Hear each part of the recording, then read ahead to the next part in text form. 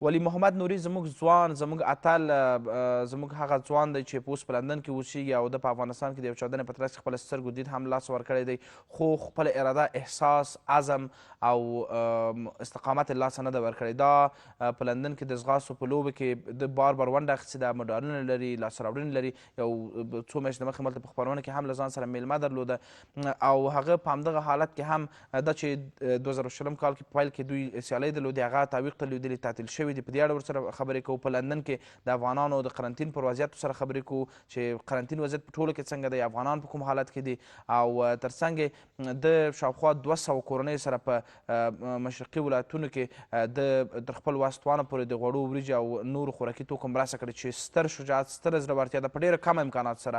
په سکایپ مو راخیستی دی. نوري صاحب ستړی مه شې، وخت په خیر. مننه. بسم الله الرحمن الرحیم. د ستر واکمن خدای جل جلاله په نامه سلام تاسو ته، همدارنګه یو خاص سلام د شمشاد نړیوال تلویزیون لیدونکو او اوریدونکو ته. زه بیا هم ولی محمد نوري یم د افغانستان د ځغاستې د ملي ټیم نابینا لوبغاړی میشت په لندن کې. نوري صاحب ډېره مننه. خدای دې تاسو کورنۍ او نور دوستان ټول افغانان چې هلته اوسېږي دلته له دغه آفت مصیبت ناروغۍ څخه وژغوري. پیل کې راځو دې ته چې هلته په ټوله کې په لندن کې د قرنطین وضعیت څنګه دی؟ افغانان احوال لري، کورنۍ مو احوال لري، په کوم وضعیت کې دي؟ ښارو بازارو کې ګڼه ګوڼه بیربار شته نشته؟ څه وضعیت حکم دی؟ ستانکزی صاحب، هیوادونه خو ټول قرنطین شوي دي، په خاصه توګه انګلستان هم قرنطین شوی ده. ټول افغانان په شمول د انګلیسانو دوی هم قرنطین دي. خلک بدون د ضرورت بازارو ته ښار ته راوتلی نشي. که راوځي هغوی به یو معقوله دلیل له ځان سره لري، لکه سودا باخلي، خوراکي توکي او همدارنګه لوبغاړي کولی شي باندې راوځي. لکه زه ځغاستونکی یم، لوبغاړی یم، نو کولی شم زه په ورځ کې حداقل یو ځلې زه ځغاستې ته ووځم چې تمرین وکړم. دا په دې معنی چې دوی پوهیږي چې لوبغاړي تمرین وکړي دوی هغه معافوي سیستم، دفاعي سیستم قوي کیږي. نو کله چې خدای مکړه که دا شخص کورونا ونیسي، د دغه بدن د دغه کورونا ویروس په مقابل کې ډیر ښه مبارزه کوي. نو زما د افغانانو نه هم دا هیله ده چې دوی حداقل دوی د نیم ساعت په ورځ کې تمرین ته وخت ورکړي. مهمه دا نه ده چې دوی د کلبونو ته لاړ شي، دوی د په کورو کې لږ منډه وکړي یا سینه کشي وکړي، هر ډول حرکت چې وي نو د دوی د بدن معافوي دفاعي سیستم قوي کیږي. نو کله چې د بدن دفاعي سیستم قوي سي نو دغه ډول ساري ناروغي زه باوري یم چې ډېره په اسانه به په دغه شخص باندې تېرېږي. صحیح ده. تاسو شاوخوا 200 کورنۍ سره مرسته هم کړې تر خپل وس توانه پورې. دا احساس څنګه درته پیدا شو؟ څه مو فکر وکړ او همدلته پیام هم اخلو هغه کسان چې په افغانستان کې دي، په خارج کې دي او دغه توان لري، امکانات لري چې حداقل که محدوده کورنۍ واوسي له هغو سره مرسته وکړي؟ ستانکزی صاحب، دغه ټول حالات په ما باندې په ژوند کې تیر شوي دي، ځکه ماته دا احساس پیدا شو چې زه اوس باید خپله مړۍ نیمه کړم او په دغه سختو وخیمو حالاتو کې په افغانستان کې د خپلو بېوزلو کورنیو سره مرسته وکړم.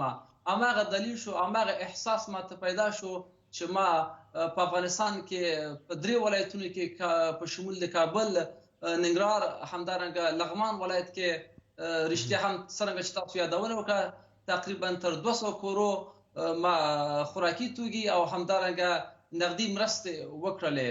نو زما د سوداګرو نه، د شتمنو نه دا هیله ده چې دوی په دغه سختو شرایطو کې له بېوزلو کورنۍ سره مرستې وکړي تر څو هغه وږي ماړه او لوس پټ شي او همدارنګه له دغه انساني فاجعې نه مخنیوی وشي. صحیح ده. نوري صاحب، د لوبو په اړه، سیالیو په اړه راځو. تاسو تمه وه چې سیالۍ هم ترسره کړئ، نور په ټول نړۍ کې حتی د اولمپیک سیالۍ لغوه شوې، تعطیل شولې. دا کومې سیالۍ وې او څه وخته وځنډېدې؟ ستانکزی صاحب ډېره ښه خبر ده، په دې کې به هم زموږ او ستاسو خیر وي. په 2020 کال کې د ما تقریبا 8 نړیوالې سیالۍ ولې چې هرې سیالۍ ته د انګلستان د غوروي کمیټې له لورې زه غوره شوی ولم.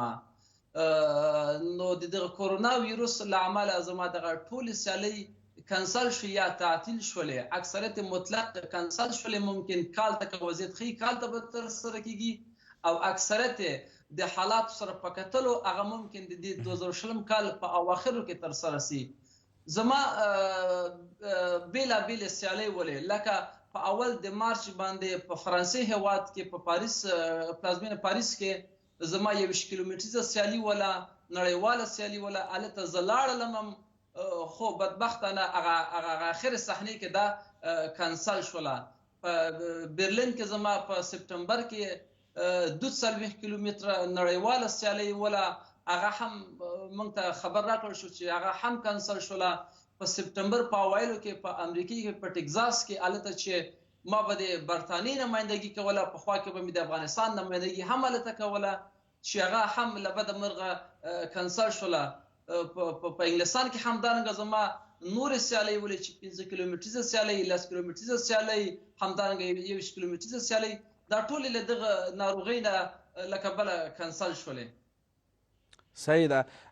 ښه ته نور یو ساعت وځې بیرون تمرین کوې او دغه لوبې لپاره آمادګي لرې که چیرې د قرنطین موضوع حل شي په خیر سره ناروغۍ کنټرول شي نو دغه سیالۍ به په لاره واچول شي. ته خپل آمادګي تیاری لرې که نه؟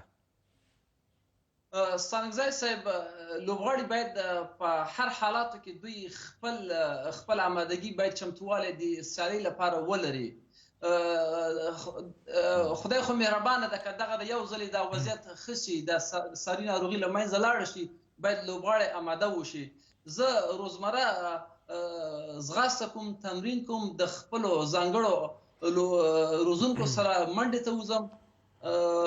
دا زما لکه یو ډول رسۍ ده چې هیوادوالو سره به سوال هم وي چې دغه نابینا لوبغاړی او ځغاسته منډه دا به څنګه امکان ولري. دوستان هیوادوال به دا شی ویني چې دا اړخ یې زه کلکوم او دا بل اړخ مې روزونکی کلکوي. په منځ کې تقریبا نیم متره فاصله وي. کله چې موږ ځغاسته کوو د منډې ځایونه معلوم، کله چې زموږ سیالي وي د سیالۍ سره په کتلو بیا موږ هماغه ډول چمتووالی نیسو. فرض مثال که چیرته زما 42 کیلومتره سیالي وي چې دا ډېره لویه مسافه ده، نړیواله سیالۍ دا ده، نو دا سیالۍ په تاریخ کې زموږ او تاسو افغانانو دا نه ده ترسره کړې. دا افغانانو لپاره یو ښه زیری ده چې یو نابینا افغان دغسې سیالۍ بار بار کوي، پکې ګډون یې کړی ده او پکې مډالونه افغانستان ته ګټلي دي. هو زه نو خپل روزونکو سره په مشخصو خاصو ځایونو کې ځغاسته کوم، تمرین کوم، خو زه همیش د سیالۍ لپاره آماده یم. ډیره مننه نوري صاحب چې سکایپ طریق نه موږ سره په خپرونه کې وئ او انشاءالله د صحت په هیله مو ستاسو د کورنۍ ټول افغانان چې په لندن کې اوسیږي نو او په دې هیله هم یو چې په خیر سره دغه جنجالونه تیر شي، بیا سیالۍ وکړئ او بیا هم افغانستان ته ویاړ افتخار راوړئ. ډیره مننه کومه. تاسو نه هم مننه ستانکزی صاحب چې ما ته مو بلنه په خپرونه کې راکړله. ژوندی افغانستان. کور محبت صاحب، خوشحاله اوسئ. خیر اوسئ.